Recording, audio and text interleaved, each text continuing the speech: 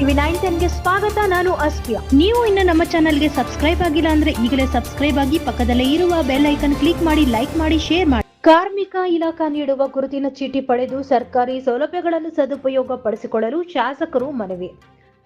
ಕಾರ್ಮಿಕ ಇಲಾಖೆ ನೀಡುವ ಗುರುತಿನ ಚೀಟಿ ಪಡೆದು ಸರ್ಕಾರಿ ಸೌಲಭ್ಯಗಳನ್ನು ಸದುಪಯೋಗಪಡಿಸಿಕೊಂಡು ಆರ್ಥಿಕವಾಗಿ ಸಬಲರ ಆಗಬೇಕು ಎಂದು ಮಕ್ಕಳಿಗೆ ಶಿಕ್ಷಣ ಸಂಸ್ಕಾರ ನೀಡುವ ಮೂಲಕ ಕಟ್ಟಡ ಸೇರಿದಂತೆ ಇತರೆ ಕಾರ್ಮಿಕರು ಸಮಾಜದ ಮುಖ್ಯವಾಹಿನಿಗೆ ಬರಬೇಕು ಎಂದು ಶಾಸಕ ಎಸ್ ಎನ್ ಸುಬ್ಬಾರೆಡ್ಡಿ ಹೇಳಿದರು. ಅವರು ಬಾಗೇಪಲ್ಲಿ ಪಟ್ಟಣದ ಶ್ರೀ ಶಿರಡಿ ಸಾಯಿಬಾಬಾ ಮಂದಿರದ ಹಿಂದೆ ಭಾಗ್ಯನಗರ ಕಟ್ಟಡ ಕಾರ್ಮಿಕರ ಸಂಘದ ಕಚೇರಿ ಉದ್ಘಾಟನೆ ಮಾಡಿ ಮಾತನಾಡಿದರು. ನೀವು ಎಲ್ಲ ಕಟ್ಟಡ ಕಾರ್ಮಿಕರು ಸೇರಿ ಒಳ್ಳೆಯ ಗುಣಮಟ್ಟದ ಕಚೇರಿ ನಿರ್ಮಾಣ ಮಾಡಿದ್ದೀರಿ. ನಿಮಗೆ ಅಭಿನಂದನೆಗಳು. ನೀವು ಈ ಕಟ್ಟಡದಲ್ಲಿ ಸಮಾಜಮುಖಿ ಕಾರ್ಯಕ್ರಮಗಳನ್ನು ಮಾಡಬೇಕು ಎಂದು ಶಾಸಕರು ಮನವಿ ಮಾಡಿದರು. ಅಸಂಘಟಿತ ಕಾರ್ಮಿಕ ವರ್ಗದ ಕಟ್ಟಡ ಕಾರ್ಮಿಕರು ಸರ್ಕಾರದ ಯೋಜನೆಗಳು ಪಡೆಯಲು ಸದಸ್ಯತ್ವ ನೋಂದಣಿ ಮಾಡಿಸಿಕೊಂಡರೆ 1 ವರ್ಷದ ನಂತರ ವೈದ್ಯಕೀಯ ಧನಸಹಾಯ, ಶೈಕ್ಷಣಿಕ ಧನಸಹಾಯ, ವೈವಾಹಿಕ ಧನಸಹಾಯ, ಉಪಕರಣಗಳ ಖರೀದಿಗೆ ಧನಸಹಾಯ, ಅಂಗವಿಕಲತೆ ಉಂಟಾದರೆ ಪಿಂಚಣಿ ಮತ್ತು ಆಘಾತ ಪರಿಹಾರ ನೀಡಲಾಗುತ್ತದೆ. ಬಾಗೇಪಲ್ಲಿ ತಾಲೂಕಿನಲ್ಲಿ ಹೆಚ್ಚಿನ ಸಂಖ್ಯೆಯಲ್ಲಿ ಕಟ್ಟಡ ಕಾರ್ಮಿಕರು ಇದ್ದು ಪ್ರತಿಯೊಬ್ಬರು ಕೂಡ ಕಡ್ಡಾಯವಾಗಿ ನೋಂದಣಿ ಮಾಡಿಸಿಕೊಂಡು ಗುರುತಿನ ಚೀಟಿಯನ್ನು ಜೋಪಾನವಾಗಿಟ್ಟುಕೊಂಡು 3 ವರ್ಷಕ್ಕೊಮ್ಮೆ ನವೀಕರಣಗೊಳಿಸಿಕೊಳ್ಳುವಂತೆ ತಿಳಿಸಿದರು. ಈ ಸಂದರ್ಭದಲ್ಲಿ ಪುರಸಭೆ ಅಧ್ಯಕ್ಷ ಎ ಶ್ರೀನಿವಾಸ್, ಸದಸ್ಯರಾದ ಶ್ರೀನಿವಾಸ ರೆಡ್ಡಿ, ಗಡ್ಡಂ ರಮೇಶ್, ಭಾಗ್ಯನಗರ ಕಟ್ಟಡ ಕಾರ್ಮಿಕರ ಸಂಘದ ಅಧ್ಯಕ್ಷ ವಿ ಶಿವಶಂಕರ್, ಉಪಾಧ್ಯಕ್ಷ ಚಿನ್ನಪ್ಪಯ್ಯ, ಕಾರ್ಯದರ್ಶಿ ವಿಶ್ವನಾಥ, ಜಂಟಿ ಕಾರ್ಯದರ್ಶಿಗಳಾದ ಚಲಪತಿ, ಮೋಹನ್, ಖಜಾನ್ಸಿ, ಖಾಜಾಪೀರ್, ಸದಸ್ಯರಾದ ಮಂಜುನಾಥ್, ಜಿವಿ ಮೂರ್ತಿ, ನಯಾಜುಲ್ಲಾ, ಸುಭಾನ್ ಸಾಬ್, ಬಾಷಾ, ಚಂದ್ರಶೇಖರ್, ಬಶೀರ್ ಸಾಬ್ ಹಾಗೂ ಸಾರ್ವಜನಿಕರು ಹಾಜರಿದ್ದರು. Bureau report Ranagopala Reddy, Bagepalli. ఈ బిల్డింగ్ కట్టడానికి ఎవరో శ్రమ పడినారో వాళ్ళకంతా నా అభినందనలు. ఎలాంటే మనమంతా సొంత మిల్లు కట్టిన మన కోసం కట్టుకుంటాం, కానీ మీరు ఒప్పుకుంటారు కదా, అందరికీ సేర్ ఇంత బాగా ఇంత మంచి బిల్డింగ్ కట్టుకున్నారు.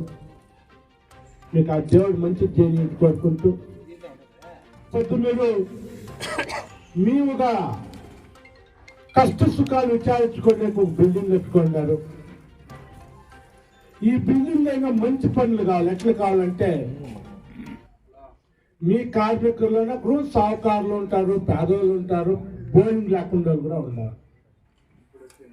అట్లాను బట్టి ఎవరికి బాగా మీరు ఎడ్యుకేటెడ్ రూట్ బాగుండరు. మీ ఒక సంఘంలో ఎవరికి ఏమి పాపం చాలా కష్టాల్లో ఉండి వాళ్ళకి ఏమి గతిలేని పరంగా మీరు ఈ బిల్డింగ్ లో మంచి మంచి కార్యక్రమాలు చేసి వాళ్ళకు ఉపయోగమయ్యే పనులు చేయాలంటే నా వినంతి సంఘం వాళ్ళకి.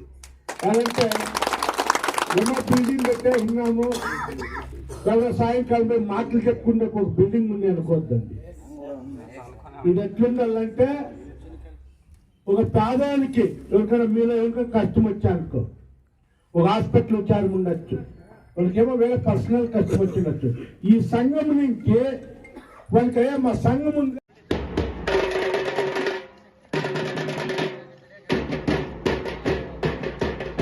ಚಿಕ್ಕಬಳ್ಳಾಪುರ ಜಿಲ್ಲೆಯ ಚೇಳೂರು ತಾಲೂಕಿನಲ್ಲಿ ಅದ್ದೂರಿಯಾಗಿ ಕನ್ನಡ ಸಾಹಿತ್ಯ ರಥಯಾತ್ರೆ. ಚೇಳೂರು ತಾಲೂಕಿನ ತಹಸೀಲ್ದಾರ್ ಮತ್ತು ಗ್ರಾಮ ಪಂಚಾಯಿತಿ ಅಧ್ಯಕ್ಷರು, ಮುಖಂಡರುಗಳು, ಜನಪ್ರತಿನಿಧಿಗಳು, ಶಾಲೆಯ ವಿದ್ಯಾರ್ಥಿಗಳಿಂದ ಮತ್ತು ಆಶಾ ಕಾರ್ಯಕರ್ತೆಯರು ಇನ್ನೂ ಹಲವಾರು ಸದಸ್ಯರುಗಳು ಮೆರವಣಿಗೆಯಲ್ಲಿ ಹೂಗಳಿಂದ ಭುವನೇಶ್ವರಿಗೆ ಸ್ವಾಗತಿಸಲಾಯಿತು.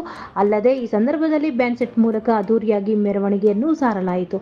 ಈ ಸಂದರ್ಭದಲ್ಲಿ ತಹಸೀಲ್ದಾರ್ ಶ್ರೀನಿವಾಸ್ ನಾಯ್ಡು, ಈಶ್ವರ್, ಗ್ರಾಮ ಪಂಚಾಯಿತಿ ಅಧ್ಯಕ್ಷರಾದ ಕೌಸರ್, ಜಾಲಾರಿ, ಕೆಜಿ ವೆಂಕಟರಮಣ, ಸುರೇಂದ್ರ, ನಯಾಸ್, ಚಂದ್ರ, ಪೊಲೀಸ್ ಇಲಾಖೆ, ಆಶಾ ಕಾರ್ಯಕರ್ತೆಯರು, ಕರ್ನಾಟಕ ಪಬ್ಲಿಕ್ ಶಾಲೆಯ ಮುಖ್ಯೋಪಾಧ್ಯಾಯರು, ಜಿಲನ್ ಪಾಷಾ ಹಾಗೂ ಗ್ರಾಮಸ್ಥರು ಹಾಜರಿದ್ದರು. Bureau report, Bhaskar, Chelur.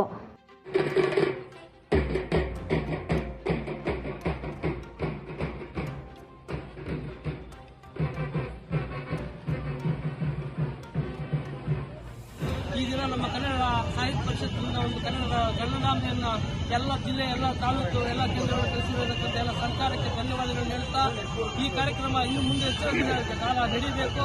ಕನ್ನಡವನ್ನು ಎಲ್ಲ ನಮ್ಮ ಭಾರತದಲ್ಲಿರತಕ್ಕಂಥ ಎಲ್ಲ ಹಳ್ಳಿಗಳಲ್ಲಿ ಕನ್ನಡವನ್ನು ಕಂಪು ಹಾರಿಸಬೇಕು ಅಂತ ನನ್ನ ಎರಡು ಪುಟ್ಟ ಮಾತು. ಭಾರತ ಕನ್ನಡ ಸಾಹಿತ್ಯ ಸಮ್ಮೇಳನದ ಸಂದರ್ಭದಲ್ಲಿ ನಮ್ಮ ಕರ್ನಾಟಕ ಸರ್ಕಾರ